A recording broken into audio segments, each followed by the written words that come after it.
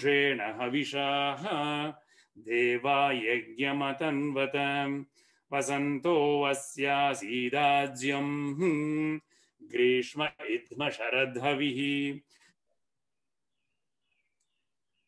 Very good. So, the text. Sahasrashirusha Purusha. So, Purusha had 1,000 heads with 1,000 eyes. Sahasrakshas. Sahasrapat, and 1,000 feet. Sabhumim Vishvato Vritva. He enveloped this world from all sides. Atyatishtat Dashangulam. And transcended it by 10 angulas. An angula is a measure of length.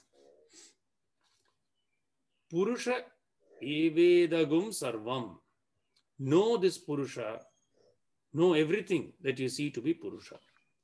Yad bhutam yaccha bhavyam. That which has passed and that which is to come. Utamritatva syeshanaha. And he is the Lord of immortality. Isha is lordship. Ishanaha, the Lord. Amritatvasya, of immortality. Yet annena tirohati. That which grows profusely by food is also Purusha. Etavan asya mahima. This is his greatness. Ato, but Purusha is even greater than this. Jayagum sa Purusha. Padoho asya vishwa bhutani. 1/4 or part of him is the Vishwa. All the beings seen in the waking state. Tripadas yamritam divi. The other 3/4 part is immortal, is established in heaven. Tripad urdhva udait purushaha. The Purusha with the 3/4 of his being ascended above. The 1/4 that was below became and again the world. Padoho syeha bhavat punah. Repeatedly. Tato vishvam vyakramat. Then he pervaded this world comprising of Sashana Rashine, eating and non-eating beings, or sentient and insentient beings and insentient objects. Tasmahat Virad Jayata. From this Adi Purusha or primeval being was born the Virat.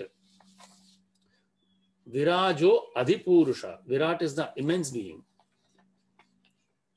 This being was the substratum of another being.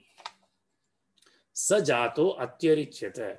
As soon as he was born, he multiplied himself.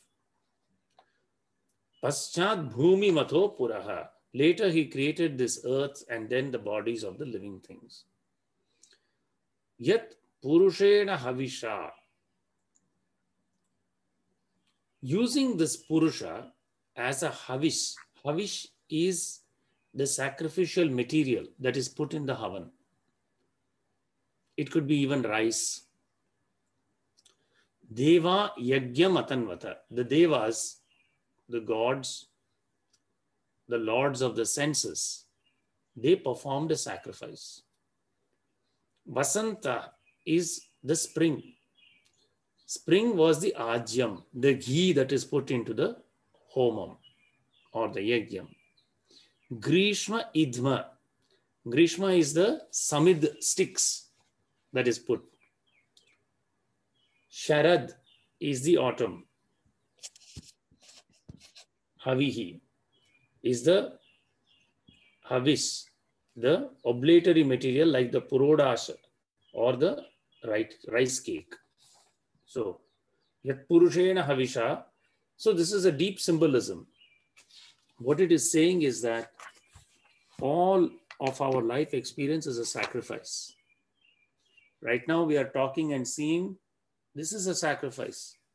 The Devas are making a sacrifice with consciousness as Purusha, so that this word comes out and it transmits to the ears. This is all sacrifice,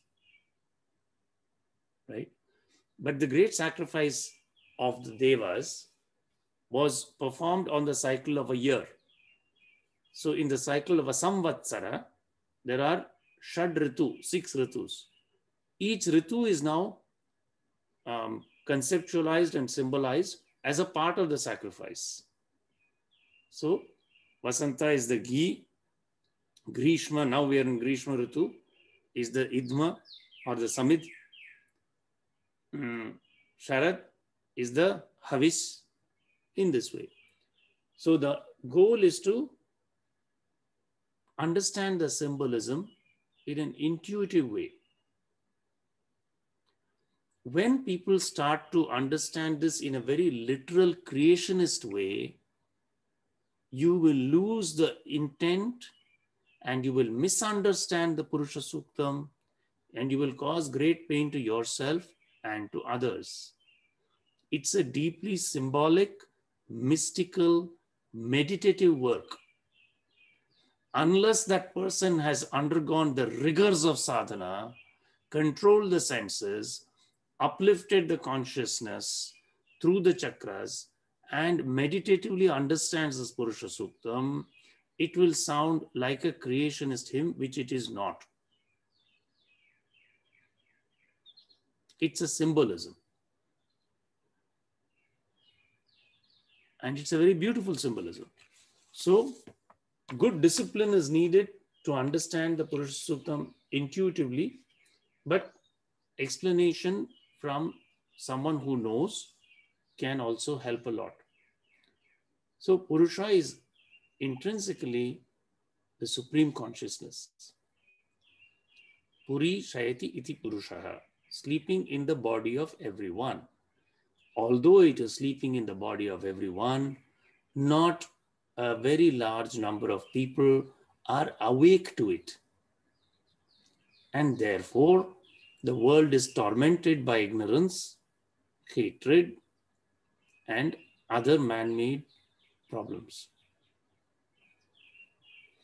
But when through the wisdom of the rishis and as expressed in the Vedas, when we understand the yajnam, when we perform the yajnam with understanding, then all good things come to both the individual, to the family, to the community, to society, to the state, to the nation, and that way to the world.